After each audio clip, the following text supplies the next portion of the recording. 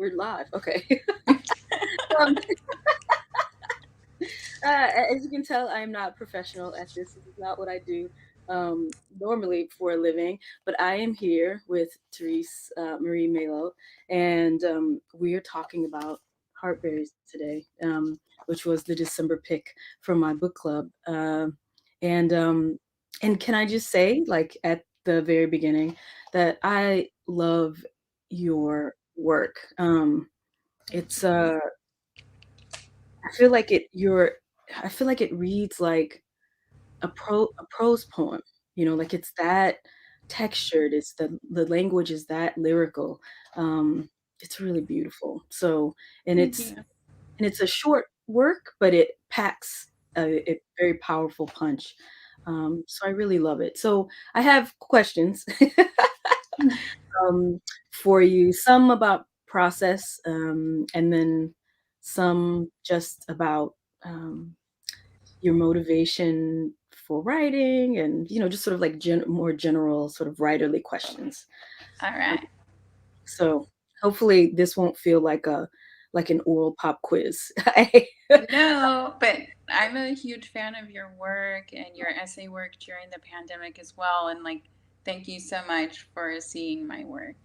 Thank you. So, All right, let's do it. okay.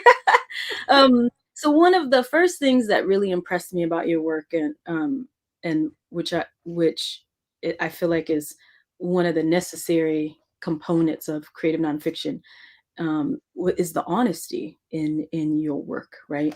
And it's I in my with my question that I drafted, I said your honesty is searing, but it is. You write about traumas that are really hard to put to paper. You write about sexual abuse, you write about neglect by parents, you write about the disappearances of indigenous women, also about sort of living with mental illness, um, and those are really hard, difficult topics to write about. And I think that most readers recognize that, when they encounter your work. So I'll start with this is a fluffy question about trauma, because I'm just curious about how you relieve the stress of writing about those topics, right? Like, how do you decompress from carrying the weight of your narrative, because it's a heavy weight. So once you're done with your writing, your drafting, your revising for the day, like what do you do to sort of shrug off that weight? I don't know, because I feel like, you know, like he's Layman the writer, hopefully I said his name right. I only, have typed to him on Messenger and Mhm. stuff and been a fan of his. But I like heavy. Like Yeah. I like sitting with the pain. And then I like knowing that, to be able to go outside and have coffee on my balcony is like a gift that I've given myself. Like to have that nice space to sit outside and enjoy my life or do grounding work. So I like rejoice in the long journey it took me to get to a place where I had a balcony of my own, and Yeah. coffee and a routine. And Right. then it's like, but when I need to take my mind off something, I gossip with my best friends as a grounding exercise. They're not going to tell anybody. Right. Um, I complain about my job, which is a grounding exercise, whatever can get me more present. And it's always communication because I'm really relational. Or I take my brother to Target and we spend too much money. So like my grounding exercises are relational, but they're also, I've also done all the therapeutic, methods that I was taught in therapy, which is like, touching the earth or like, reminding myself of what's in the room. Only instead of doing the counting things in the room as to get back from an anxiety attack, I say good things about myself that I know No. that like if I had to, I could clean a fish, but I haven't done it in 10 years. Or Right. no, I haven't done it in 20 years. Thank you, creator. I've not had to do that. And I know how to cook well, even though I mostly write and raise kids and don't have a lot of time for that. And like a lot of those things keep me grounded in what's good about me as opposed to what's in the room. because I think you have to be in a spiritual place to write. You kind of have to be a little out of the body, anyway. It's not disassociation, it's like spiritually connecting. Yeah. Right, right. That's an Got incredible it. No, I'm answer. just kidding. No, I mean, I totally identify with that part of your answer, but I feel like that your answer is, it's inspiring for me because I feel like um, don't ground so much, and I wish that I did. That's something that I've been working on in therapy, Yeah. for however many years I've been in therapy, so thank you for that answer because I don't know, like, I feel like I'm gonna take that answer and try to incorporate that into Yeah. And my I like advice about how to do it yeah, because it gets harder. I mm, think the more you interrogate your life, the bigger the questions get. right, So it's like, whoa, I'm not ready to deal with that. Yeah. Sometimes I just leave it for months. mhm, Leaving work for months is grounding too, because when you come back, you see things more clearly. mhm, Yeah. right. I guess my other question is, also has to do with trauma. For my second question, because I have so many. So I was wondering, Okay. when I worked on my memoir, I know that part of what was so difficult about the process of, like, writing a memoir was trying to figure out, what do I include and what do I not include, right? Like, as far as, um, writing the hard things, like writing about certain traumas, certain incidents, right? Writing about loss and grief. And so I guess I'm wondering, like, what that process was like for you. Like, how did you navigate or figure out what to include about, you know, about the traumas? And I guess I can sort of Mm. open up that question and, beyond just like writing about trauma, and how do you figure out what you're going to include and what you will not say and what you will Yeah. not share, right? To what you included about, about like the what about the good things in your life that you included, right? Like, so how did you, I mean, I'm assuming that was a conscious process. Like, how did you go about choosing what you would share on the page? I had to put my glasses on for this serious question. Of course. Like, okay, so I kind of steal from other writers in terms of their organization, because that's the thing I'm not good at. Mhm. Because my memory is fragmented, and also I'm not really interested in chronological order Right. because I don't feel or think that way. I'm always mirroring back some memory, or like thinking actively about the past as I'm moving in the present. So like I like those interactions on the page. But like when I think I heard somebody talking about Cheryl Strayed's Wild and how it had three main themes, and it was an ABC thread, which was her journey on, to trek this trail, Mhm. and her mother's death, and mourning her mother, honoring her, and also the threat of her divorce. So Mhm. it's like those three things. If you flip to any page, you'll see it's dealing with one of those things, either by trying to cope with it, understand it, process it, or remember it, right?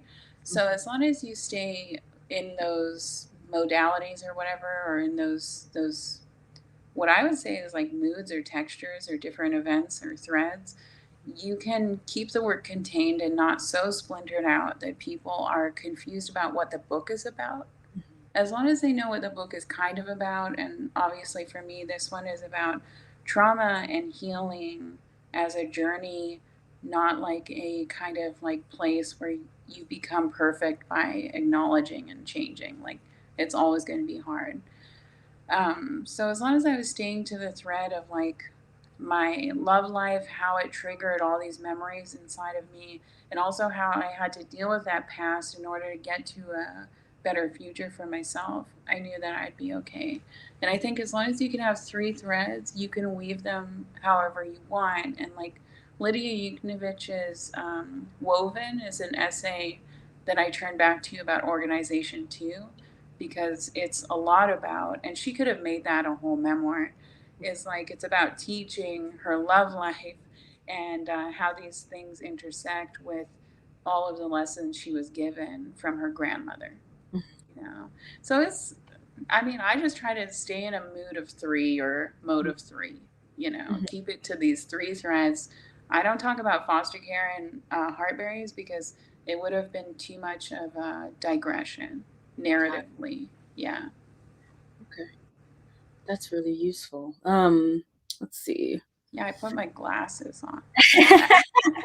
Now I'm gonna ask you a silly question. Well, not a silly question. I mean, it still has Okay. to do with writing. Um, I'm just curious about sort of how about uh, about your process and how many drafts you wrote, right? And how did you know you were done, right? Are you the I read once in a craft guide um, that that there are people who write a quick first draft and then spend years, right, a long amount of time after that, revising and revising and revising and revising. And then there are other writers who write a slow first draft and then spend less time in revision because they spent so much time like crafting the rough draft. So how did writing heartberries work? I think, I started with fiction. I was writing stories about a native woman entering academia with a lot of bravado. She had a native husband and a white professor, right? That was, or colleague. So I had started in this fictional world, and she had been abandoned by her father. And I kept writing and writing, and this was when I was about from 25 to 29, and fiction just wasn't working for this story. So I started writing essays at about 29, and I realized that was actually the best place for that content, and also my ideas, and like, why not just tell the truth? So I didn't really learn anything about memoir because I was doing my degree in fiction. So I had to covertly write nonfiction Right. because my teachers were like, you have to write a book, a thesis. And I was like, okay. So I was writing fiction, but Right. it was really true stories, just a little bit of lie.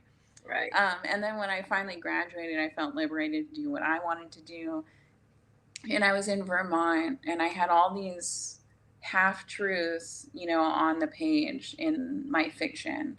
And then I had these essays that I had started writing away from my graduate program, and editorial work I did for Indian Country Today. So I fused them both together, and that took 4 weeks.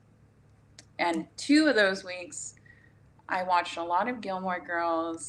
I I drank with my friends there. We were dealing with Standing Rock was happening. It was around Thanksgiving, and it was a really hard time for a lot of Black and Indigenous and people of color in that Vermont Studio Center space. So we had a lot to connect with, and I think that energy made me angry, and it influenced the text in a good way. Yeah. Do you think that because one of my other questions was actually about, when I read the book, one of the aims of the book, it seemed, was that you, in certain parts, it seems like one of the aims of the book is to reframe pain, sadness, mental illness, and to move it from a white perspective to an indigenous one, to reframe Hmm. those things in it from an indigenous perspective. And Yeah. so like earlier in the book when when you go to the hospital, right, there's writing about self-esteem. And I remember like stopping at like pausing at that point in the book because I was so taken aback because the claim that you like what you said on the page about self-esteem and how you could, like maybe this is just a white concept and that it commodifies the worth of an individual, right? Hmm. That was, I'd never read that before and it was so Hmm. striking to me. And so I think that was the place where I had like the first inkling that part of what you are doing in this book was like to reframe all these, all a lot of so much of what you were writing about, to like reframe our thinking around it, right, and move it to an indigenous perspective. And then so later in Yeah. the book, a lot of the writing about pain seems to do that too, right? So there's that this amazing quote, right, where you say, "Pain didn't burden me. Trying to forget damaged me the most," right? Mm-hmm. And so there's a lot of writing about sort of not embracing pain, but like re-understanding it, like Yeah. understanding a different perspective. So Like, there, yeah. was that an aim of the work? Like, Oh yeah, because to us, pain is ceremony. Like it's not that it, it's not that we desire it. It's that we've inherited it as a history regarding intergenerational um, trauma and genocide and there are all these things that we carry the stories of and that we've been disallowed to really talk about or get justice for. So it's like, how do you reconcile with that in the body? How do you carry the story well? And how do you honor your people?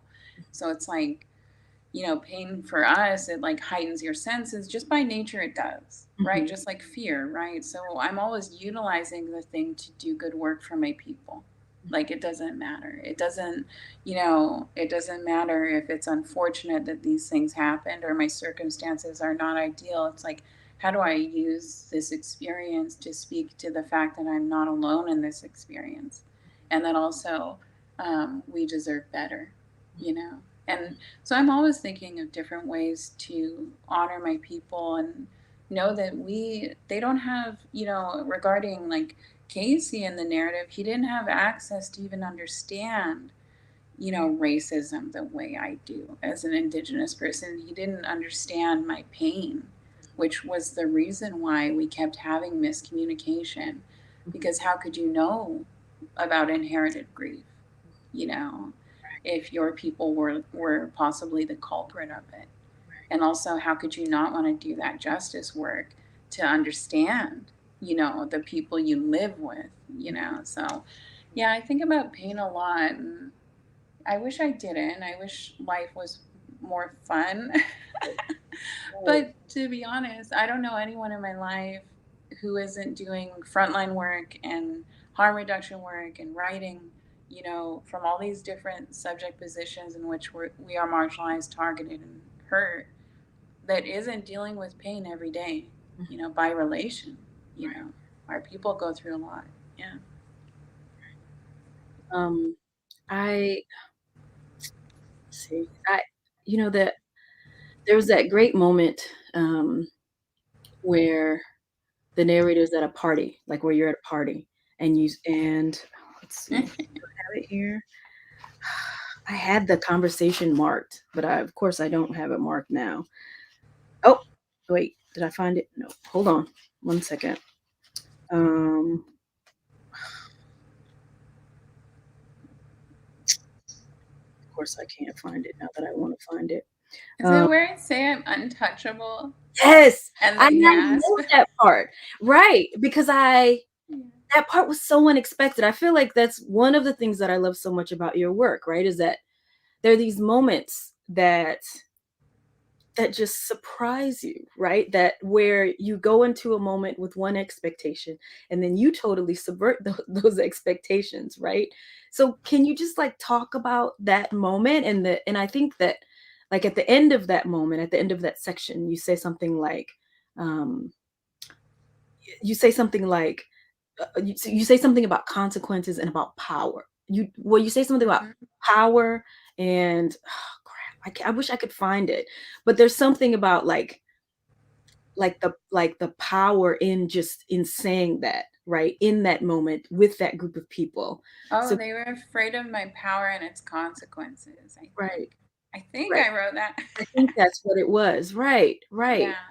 Because Um, when we own our power, as my mom always told me, she never said follow your dreams, you could be president, whatever. Well, I couldn't be. I was in Canada, so I couldn't. She never said I could be prime minister either. But she was like, you have to own your power. You have to believe that you have this power, and you have to honor it by practice, right? And so for me, it was always like, you know, if you feel called to do this work, you've been called. So answer, right? Keep moving. And so for me, I was just like, how do I own my audacity and the fact that at that moment, because it was Standing Rock going on and Trump had just been elected, and I was sitting in this circle of mostly white liberals, and I think it's Kyla or Kayla, Jen, and I think it's Arlo, and it's like these black and trans and Asian people in our cohort that were so much fun, and then a bunch of white people kind of talking about their careers. Right. And I felt like if I say I'm untouchable in this room, number one, they're expecting me, because I was so gross during that time because I wasn't showering, I was just writing. I look like a mom, I talk like a mom, and I Right. was missing home. So they weren't expecting me to be audacious that night. Right. But I was holding my wine. I was like, I'm untouchable. And Right. they gasped because they couldn't believe this dirty kid was like talking about her career and knowing that it was going to work out. Right. Because Right. how often do you hear a black woman, indigenous woman, a person of color say, I'm going to do this shit. Right. It's going to be great. Right. And nobody's going to touch me, you know? And I think it was such a funny time. And all of those people who are in our cohort could speak to the gasp. Mm. And they all kind of live in New York now, I think. And it was just so funny because at the time, and this is a sidebar, everyone was wearing those pins. You know, like the white women were wearing those safety pins Got it. to, Got and it. there was a lot of white feminism there that was kind of damaging us as a unit, because they were saying we are being insensitive, and somebody was drawing a big um, or painting a big painting of a woman with white tears Mm. as a response to some racism they had experienced in that studio space. And they were talking about how aggressive we were, and we all put white tears on our window in our studio. And it was just, it's not to hurt them, it was to Right. declare that there is real shit going on. Right. We are really being harmed right now. Right. This is, yeah. Yeah, it was a lot. And I just remember you got to own your power, because I mean, they really try to take it, people's institutions try to take it away, and they try to make you feel less sophisticated when you're writing and you're new to those rooms, and you really have to declare yourself a writer, Right. you know. Right. Yeah, however you want to. I mean, Right. you don't need to run around with a wine glass telling people, like, talking shit, but Untouchable. it worked for me. Right. I love it. And I think part of the reason that I mentally gasped when I read it was because I too and have struggled with um, with em- with embracing like with like feeling a sense of self-worth, right? And I Yes. think that part of the reason that has always been a struggle for me, and I have also so I've struggled with that in my personal life, and then of course I've struggled with it in my work, right? I'm always second guessing what I'm doing. I'm always um thinking that whatever I'm working on is, absolute crap, right? Mm-hmm. And then I get sort of flashes, but only once the project is out in the world and it's been published, right? Where I'll be like, I Mm-hmm. did a good thing, right? But that is not the feeling that remains with me that I embrace all the time. Like I'm always sort of, I think, undercutting and undermining myself. And I think part of the reason that I've always struggled with it is because, I grew up black in Mississippi, right? Even where I was told sort of day in and day out, with words and with how I lived, that I wasn't worthy and that I wasn't, that I didn't have anything to say. And even if I did, I wouldn't do it well, right? And so I think that that's the reason that I sort of mentally gasped when I read that because it was sort of revelatory for Yeah. me to see you like saying, fuck that. Like like I'm untouchable.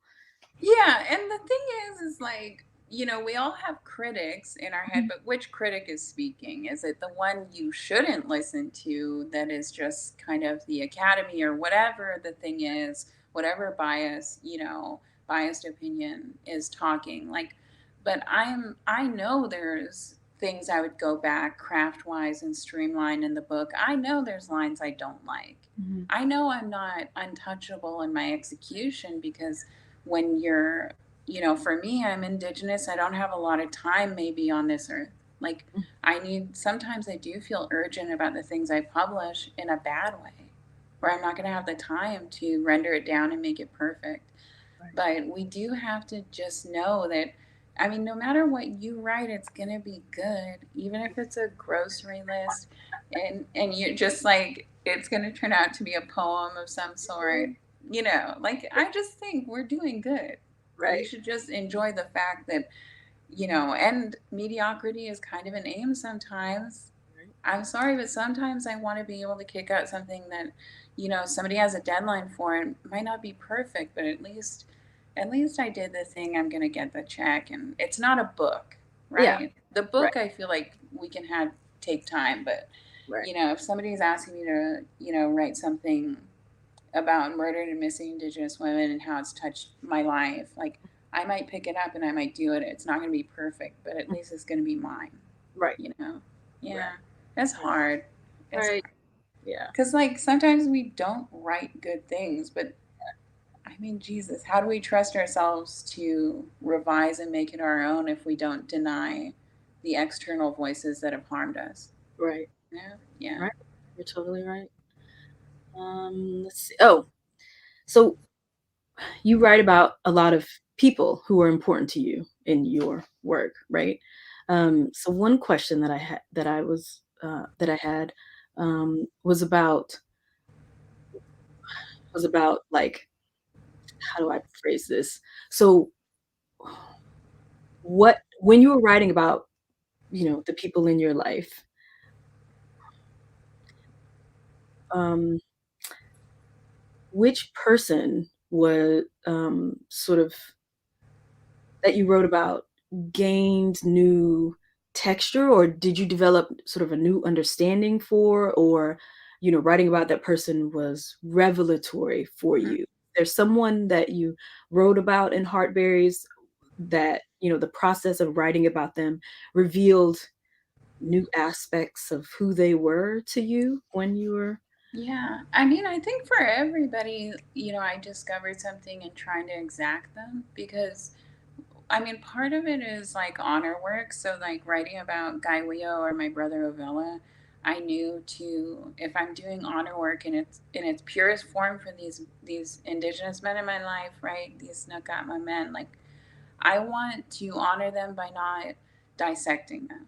Like Right, that's not the space for that.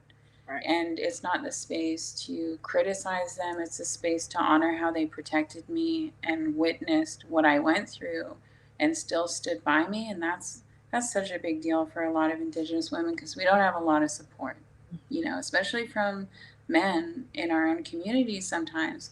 So I'm really lucky to have them in my life. So that was important.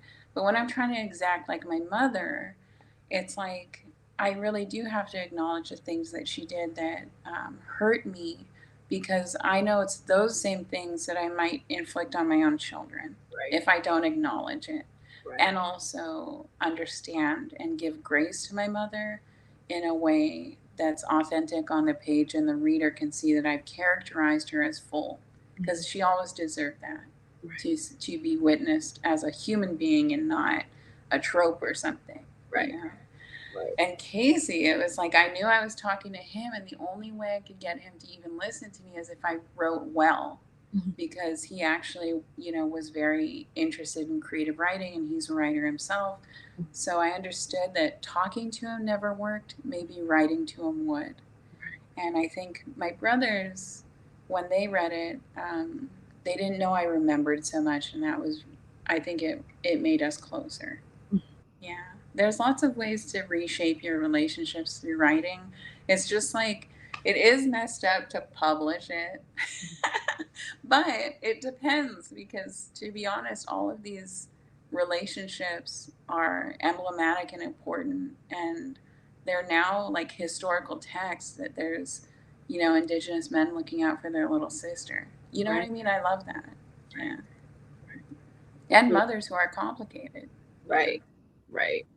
I feel like it's always difficult to write about our mothers because I've written Yeah. about my mother too, and you know, Yeah. it's just very difficult because it's always a I don't know,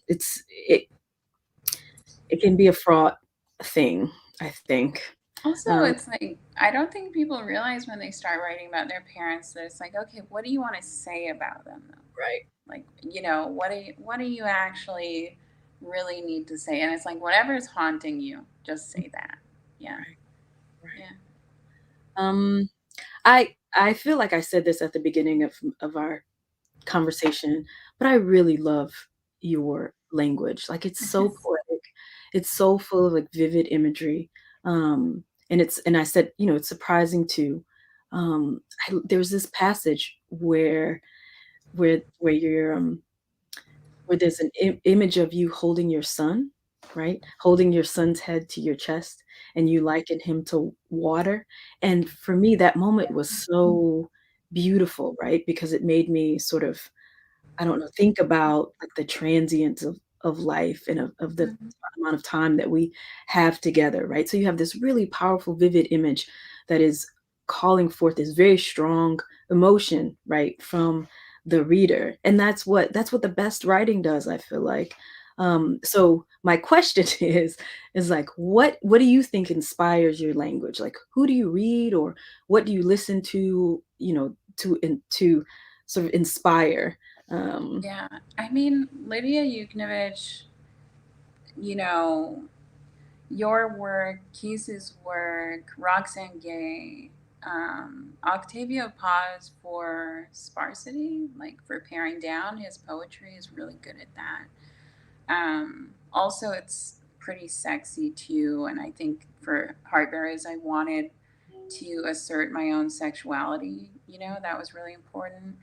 Um, but really, my mother, all of her writing, and I try to share it on Instagram and stuff when I can because she would write about her first day of school in the white school, right? Like, and how they threw rocks at her face and stuff. And she would write about that she would slap somebody, and my grandmother would say, "That's not how we do things." Mm, mm, And my grandmother had a lot of grace, but she liked to play the game of like respectability. She wanted to, be respected and always speak for us in a graceful way. So it's like my mom was just, rowdy.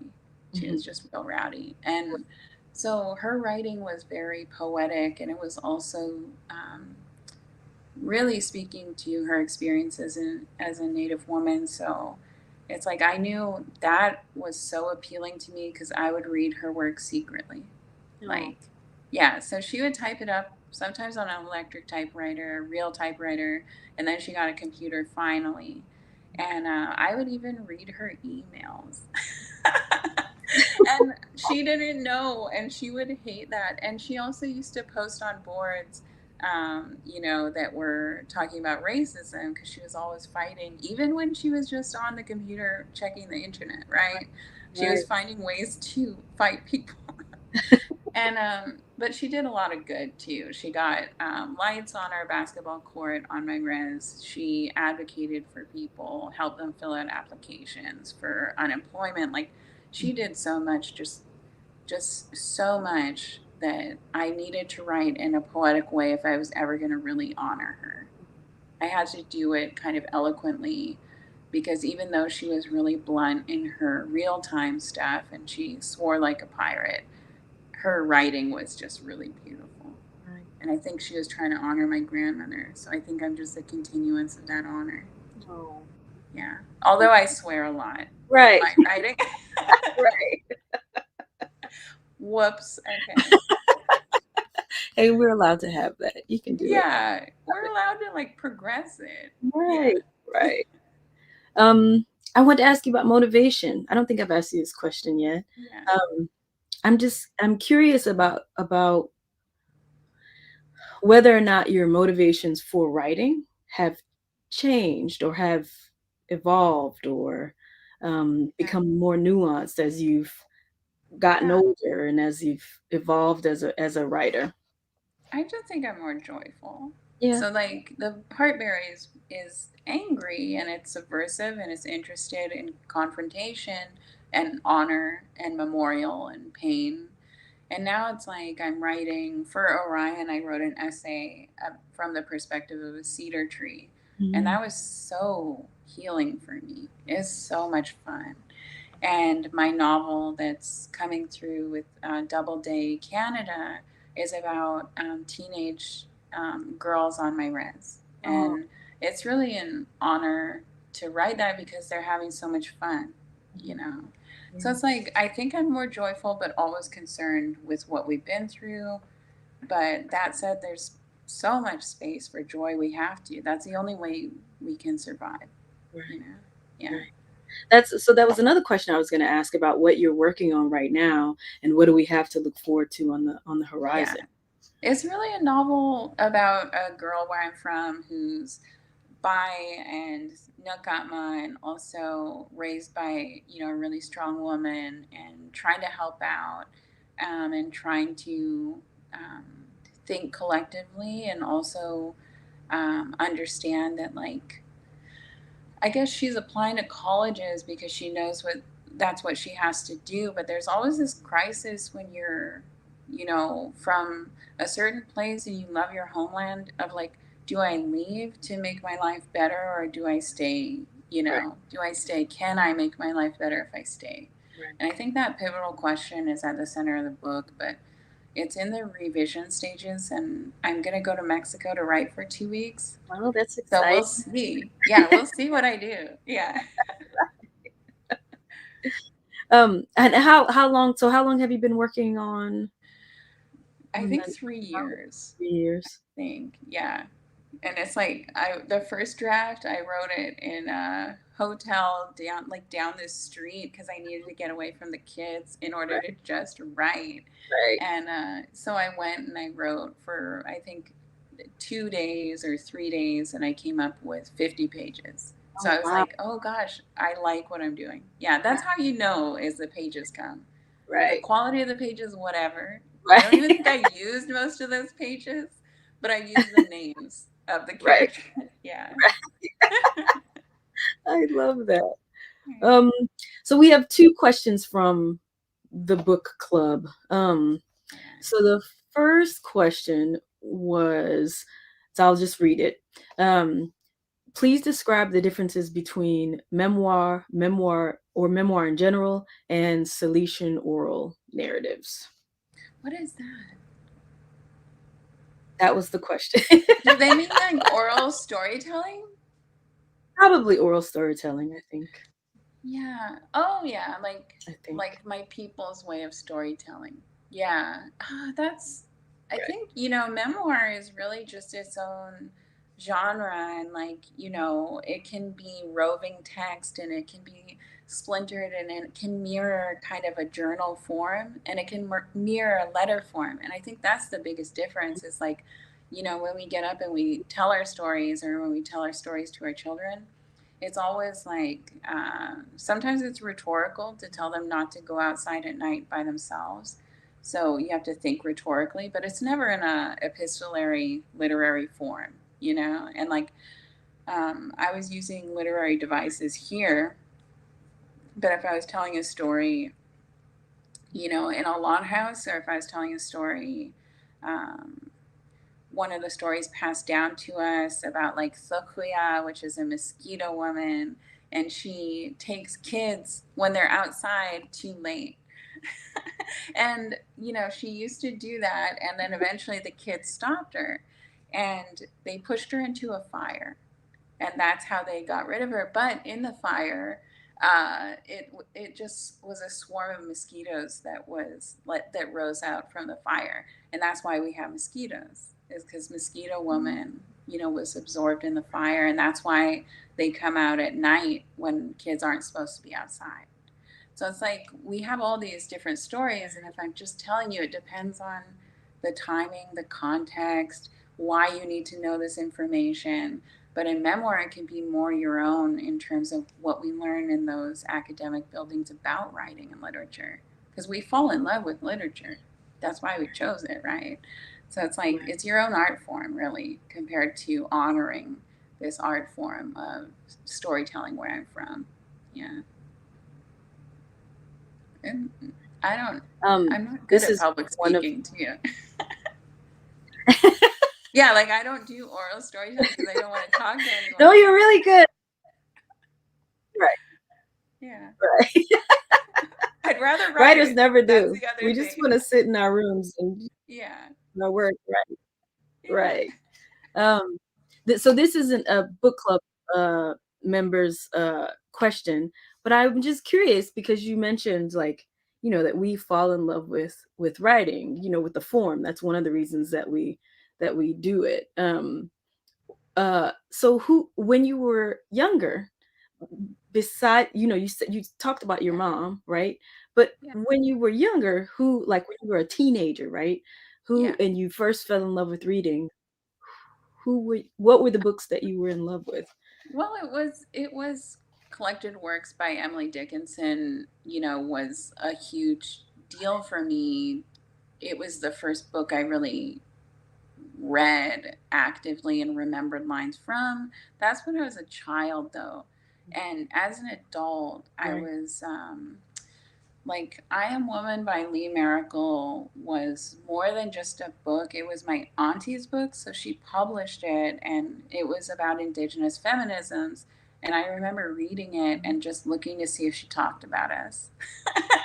And also learning about residential school and things like that. But really I consumed a lot of music. So like Lauryn Hill was really influential in my poetry at the time, which was really bad. I was a bad poet. And listening to music was just my favorite thing to do. So, like the DeBarges and like all of these things that were very flowy, and Aaliyah. So, like, were very exacting in their message and also very sweet in their cadence. And like that was very influential. And I didn't read a lot because I dropped out of school when I was a teenager.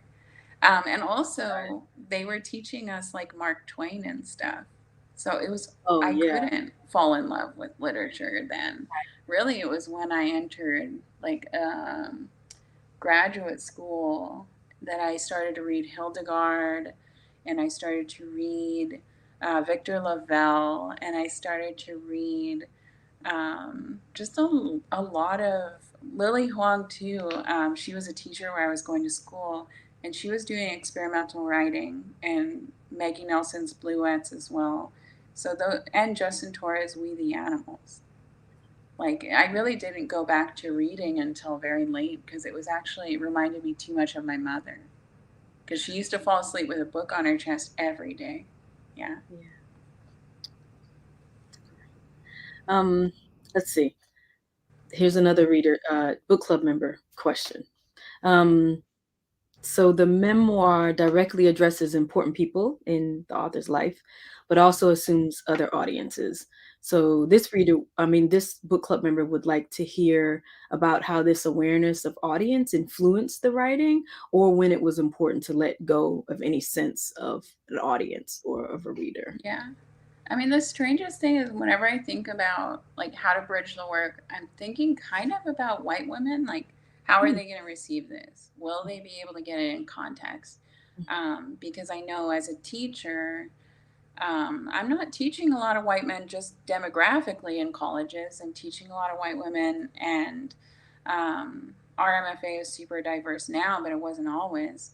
So I'm thinking how to Right. bridge this knowledge, not just to my students when I teach, but when I'm teaching this text, I'm always thinking, oh yeah, like I hope they get it because this is good for them to know.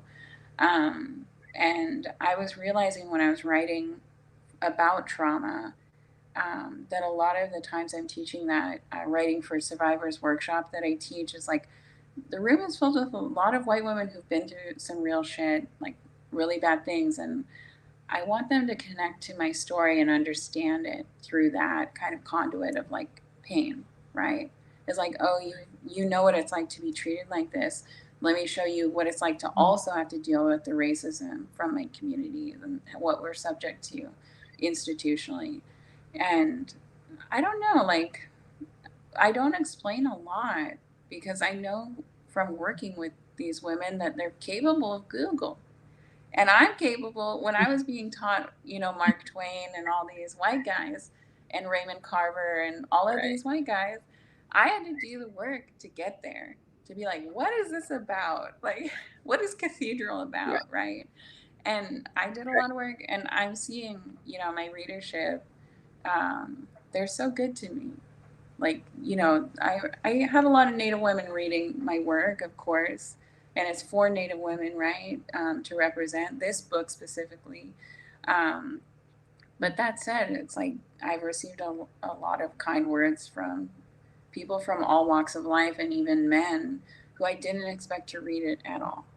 I didn't expect men to feel like the work resonates with them. But I was so surprised that men understood sexual trauma, you know, through reading it, and also had experienced things like that too, and that they, needed somebody to speak up for kids and what we go through, and how insular our worlds are, and how much we trust adults to do right, and how it never really um, it really doesn't get enough space to talk about it publicly. Like, we don't get to talk about what it's like to really be victimized, and also to know that your victimization might perpetuate a stereotype about our men, right? Or whatever. How do we deal with this? How do we talk about it? Right. But yeah, it's a lot. I didn't explain a lot because I Right. knew people would come with me. If they liked it, they'd come with me. The right people would come. Yeah. Right. Right. And we do. I feel like, the readers do. It's an amazing work, and Also, I hope that, mhm, I was just going to say, also, it's good to provoke by resisting to explain certain things. So I right. get asked a lot to explain, like, spiritual practices and things when I'm referencing them. And I like the idea, or the political idea, that we can resist, and that somebody else who's not from our culture can honor it and say, I know why you're doing this, and you don't need to invite me into that sweat lodge and show me what it looks like. I know it's important to you, and that's all that matters. Yeah. Right. Right. Right. I think, yeah. I mean, I think it is important to make the reader work, right? I mean, as long as you give them the tools, right, to meet Yeah. you wherever Because not you every book meet is you. work, right? Like, yeah. Because I mean, for example, my mom loved Anne Rice, and it's its own work, but it was Right. enjoyable. She loved Right. Lestat, right? So, yeah, Right. some books are meant for something else. Yeah. Right. Right. I love those books. Yeah, some books are Yeah. just for people who want to see sexy vampires doing sexy things. Right. Yeah. Right. I read romance all the time. Like, it's It's like, fun. Yeah. yeah. Oh my God. I just realized when I was a teenager, I just read a lot of romance novels. See, that There's wouldn't have something, played. Yeah. No, right. I shouldn't. No, there's something so satisfying about them, though. Like, Yeah. even though you already know what's going to happen, right? You have no doubts about Yeah. what is going to happen. I feel like romance writers do this amazing thing where they keep you on your toes, like you're still invested every step of the way, right? Even though these two people are Yeah. going to get together at the end of this, but Yeah. yet you still doubt it, right? But They're still able there's to also like, some fascination with the synonyms of what they'll call a penis. I remember I was a teenager, I'm like, a member. A throbbing member? And I'm like, why didn't they just call it something else? And I'm like, oh, this is a whole art. right. Yeah. Oh God. Well, good to know that I was not You're alone not during alone. years, right? With like reading Yeah. romance then and then returning to the genre now, Yeah. except We now. just didn't need to tell everyone. Yeah. Right. Right. I told well, especially when I was a kid, I told no one, but now as an Yeah. adult, like, you know what? Because I Yeah. follow a lot of like Black women who are romance writers on Twitter, and one of them, I think her name is Rebecca Witherspoon, and she one day she just had this like amazing argument that she sort of she wrote on Twitter about how like at the essence of sort of romance novels were they were about love Mhm.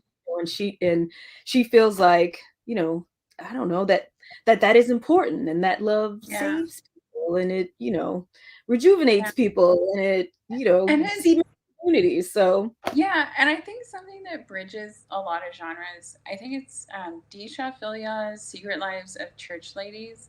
I feel mhm, like that is really enjoyable to read, and it's also very provocative in what it's saying about like culture within a church or gender, right? Like, right so it's like there's lots of fun books that do the work, but I don't know if I wanted it to be an enjoyable read, like right right? I wanted to provoke and I right wanted to engage. But it's right like, maybe the next one's gonna be fun.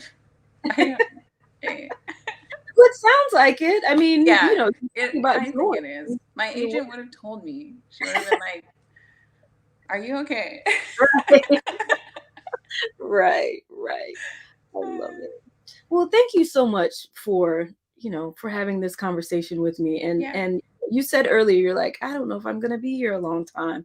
So I have to do, so there's some anxiety about doing the work while you're able to do the work. yeah, And so I will just say that I hope that you are here for a very long time. yeah. Uh, I'd make a cool old lady. right, Betting on it. right, Yeah. right. But I'll give you my email. I enjoyed this so much. I don't know everything I said, but just forgive me if I said something even moderately offensive or not smart. Just assume it was nerves. It's all good. It is Okay, all good. right. Okay, good. I'm going to celebrate then. I'm going to believe what you're saying and celebrate. Okay. Okay, thank you. Thank